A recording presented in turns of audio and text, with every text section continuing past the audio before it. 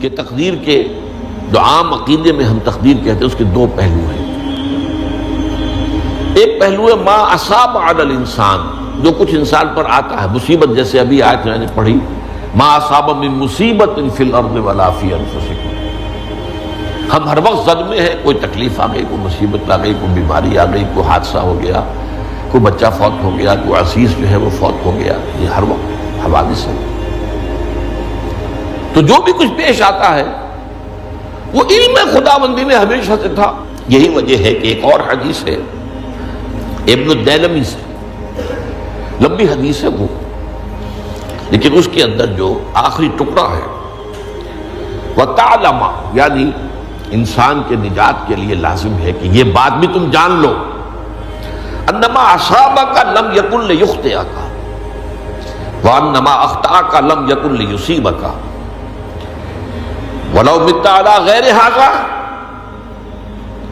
اگر تم اس کے سوا کسی صورت پر ہوگے تو جہنم میں داخل ہو جاؤ گے، لدخلت النار. یہ جان لو کہ جو چیز تم پر آئی وہ آنی ہی آنی تھی. دیکھیے ہوتا کیا ہے، کاش کہ میں اگر یوں کر لیتا تو یہ نہ ہوتا. بس یہی ایمان بالقدر کے منافی ہے. جو ہوا ہے وہ اللہ تعالیٰ کے ہاں تو پہلے سے طے تھا، ہونا ہی تھا. تمہاری کوئی تدبیر، کاش کہ میں اس وقت یہ کر لیتا. یہ لو، اسی لیے ایک حدیث میں الفاظ آئے ہیں ان کلمۃ لو تفتح عمل الشیطان. اس لو سے، کاش، اس سے شیطانی عمل شروع ہو جاتا ہے. کاش کہ یہ ہو جاتا، کاش میں یہ نہ کرتا، کاش کہ ہو جاتا. تو یہ نہیں. تعلم انما اصابک لم یکن لیخطئک. تو جان لے اس بات کو کہ جو چیز تم پر آئی ہے وہ ہرگز ٹلنے والی نہیں تھی. کوئی تدبیر تم کر لیتے، کوئی کسی وقت کوئی ہیلا کر لیتے، کوئی تم قدم اٹھا لیتے، کچھ بھی کر لیتے، وہ تو آنی ہی آنی تھی. وما انما اخطاک، جو چیز تم سے چھوٹ گئی، رہ گئی، نہیں ملی. ایک ویکینسی ایڈورٹائز ہوئی تھی، آپ نے بھی درخواست دی تھی، آپ کو نہیں ملی. اب آپ کہو ہو کاش کہ میں نے فلاں سے سفارش کرا لی ہوتی، بس گئے. تو جو چیز چھوٹ گئی وہ چھوٹ جانی ہی تھی. اس میں قطعاً جو ہے کوئی شکل، کوئی تدبیر، کوئی سفارش، کسی طرح کا کوئی بھی ہیلا، کوئی جو ہے اس میں کارگر نہیں ہو سکتا تھا. لم یکن لیصیبک وبت علی غیر ذالک. اگر تو اس کے سوا کسی کیفیت پر تیری موت واقع ہوئی، اگر یہ یقین نہیں ہے، یہ ہے تقدیر کا وہ مفہوم کہ جس کا تعلق ہے علامہ اصاب الانسان. جو انسان کے اوپر وارد ہو رہا ہے اس کے ضمن میں تقدیر کا مفہوم کیا ہے. تو جو ہوا ہے وہ تو ہونا ہی تھا. اس میں تو کسی شک و شبے کی گنجائش نہیں. بالکل قطع اللہ تعالیٰ کا فیصلہ ہے. البتہ در حقیقت ایک دوسرا پہلو ہے ما یفعل الانسان، وہ جو انسان کرتا ہے. یہاں آ کر یہ تقدیر کا مسئلہ بہت ٹیڑھا ہو جاتا ہے. آیا میرے اندر کوئی اختیار بھی ہے کہ نہیں؟ Do I have any free choice? یا ہر شخص پہلے سے طے ہے؟ تقدیر کا ایک عام مفہوم یہ ہے، اور اس مفہوم میں بھی بعض روایات بھی ہیں جو اس کی تائید کرتی ہیں کہ ہر چیز پہلے سے طے ہے، لکھی ہوئی. اور یہ جو حدیث ہم نے ابھی پڑھی ہے یہ گویا کہ اس کی ایک مثال ہے کہ وہ جو لکھ دیا گیا تھا، فرشتے نے لکھ دیا تھا، رحم مادر میں لکھ دیا تھا، شقی و سعید، یہ بدبخت ہے یا سعادت مند ہے. تو ایک شخص پوری عمر نیکی کے کام کرتا رہا، آخری وقت میں آ کر کوئی ایسا حادثہ پیش آ گیا کہ وہ اہل جہنم کے سے کام شروع کر دی اور جہنمی ہو گیا. یا ایک شخص ساری عمر جو ہے جہنمیوں کے سے کام کرتا ہے، آخری وقت میں آ کر کوئی ایسی توفیق ملی، کچھ ایسا معاملہ ہو گیا، توبہ کر لی اور اس نے جو ہے اہل جنت کے سے اعمال شروع کر دی، جنتی ہو گئی. تو یہ جو ہے علامہ اصابک کا علیحدہ بات ہے، اور علامہ یفعل الانسان، انسان کیا کرتا ہے، اس میں اس کی قدرت کتنی ہے. اور یہ ہمارے ہاں فلسفے کا بڑا مشکل موضوع ہے، اسی کا نام ہے جبر و قدر۔ ہمارے اسلاف میں بھی کچھ لوگ ایسے ہیں متکلمین میں سے، دیکھیے ہمارے ہاں ایک وہ لوگ ہیں کہ جو اس پر قناعت کرتے ہیں کہ جو اللہ نے کہہ دیا اور رسول نے کہہ دیا، اس سے آگے ہم مین میخ نہیں نکالیں گے، وہ محفوظ راستے پر ہوتے ہیں۔ لیکن بہرحال انسان کو اللہ نے ایک عقل بھی دی ہے، اور یہ عقل سوالات اٹھاتی ہے، اور جو زیادہ ذہین انسان ہوتے ہیں ان کے اندر ان کی یہ مصیبت زیادہ ہوتی ہے، لہٰذا وہ تو سوچتے ہیں، کچھ نہ کچھ غور و فکر کرتے ہیں، بات سمجھنے کی کوشش کرتے ہیں۔ اس میں اب ہمارے ہاں دو طبقے ہو گئے، جبریہ قدریہ۔ ایک نقطہ نظر یہ ہے کہ انسان مجبور محض، کوئی اختیار نہیں، اور ایک یہ ہے کہ انسان قادر مطلق ہے، جو چاہتا ہے اپنے فیصلے میں مختار مطلق ہے، وہ فیصلہ کرتا ہے۔ انہیں قدریہ کہتے ہیں۔ تو جبریہ اور قدریہ ان کی بحثیں ہمارے ہیں، یہ وہی تقدیر کا مسئلہ جو میں نے کہا تھا، بحثوں میں آ کر الجھ جائے، آج تک حل نہیں ہوا، حل ہو سکتا ہی نہیں۔ اب اس کے ضمن میں علامہ اقبال کا ایک شعر آپ کو سناتا ہوں، وہ بہت اچھا لگتا ہے، بہت خوبصورت لگتا ہے شعر ہونے کے اعتبار سے۔ تقدیر کے پابند جمادات و نباتات، مومن صرف اللہ کے احکام کا پابند۔ اس میں انسان سے پابندی کی نفی کر دی گئی ہے، وہ صرف پابند ہے اللہ کے احکام کا۔ نتیجے کے اعتبار سے تو جو یہ شعر کہہ رہا ہے جو بات وہ صحیح ہے، پابندی اصل جو ہے وہ اللہ کے احکام کی ہے، لیکن یہ کہ تقدیر کی پابندی سے انسان بھی پوری طرح آزاد نہیں ہے۔ یہ سمجھ لینا کہ یہ جمادات و نباتات ہی کا معاملہ، یہ غلط ہے، یہ مبالغہ ہے۔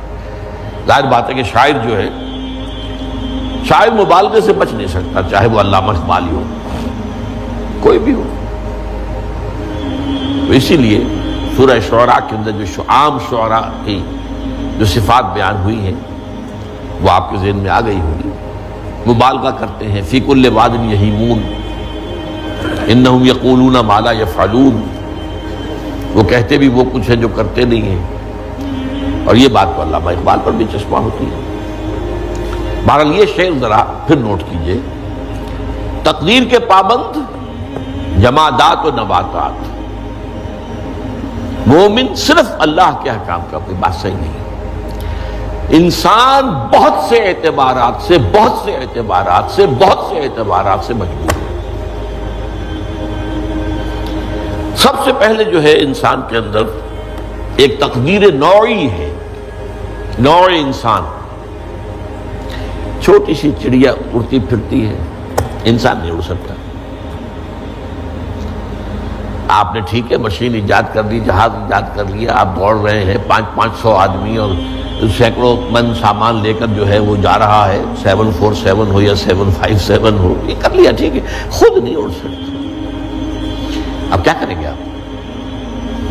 یہ تقدیر نوعی ہے، سپیشیز، ہر سپیشیز کے لیے اللہ نے ایک اندازہ مقرر کر دیا ہے، اس اندازے ہی میں رہے گا، اس سے باہر نہیں جا سکتا۔ پھر ایک تقدیر شخصی ہے۔ اب دیکھیے تقدیر شخصی کیا ہے؟ بعض اوصاف و صفات ہمیں وراثتاً ملتے ہیں، we have no choice۔ پہلے بھی یہ بات مانی جاتی تھی، آج جو ہے ذرا سائنٹیفک انداز میں ہم کہتے ہیں جینز میں چلا آ رہا ہے، اس جینز کو کوئی بدل سکتا ہے؟ جو جینز بھی آپ کو ملے اپنے والدین کی طرف سے، وہ آپ کی شخصیت کا ظاہر بات ہے کہ فیصلہ کن طرز پر اس کو ڈھال دیتے ہیں۔ جینز ہے، پابندی ہے۔ نمبر 2 یہ کہ خاص طور پر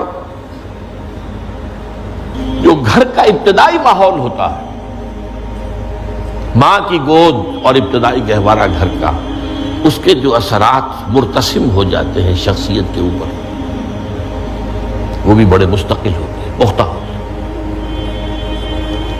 ان دونوں چیزوں کو ضرب دے لیجئے، hereditary factors multiplied by environmental factors,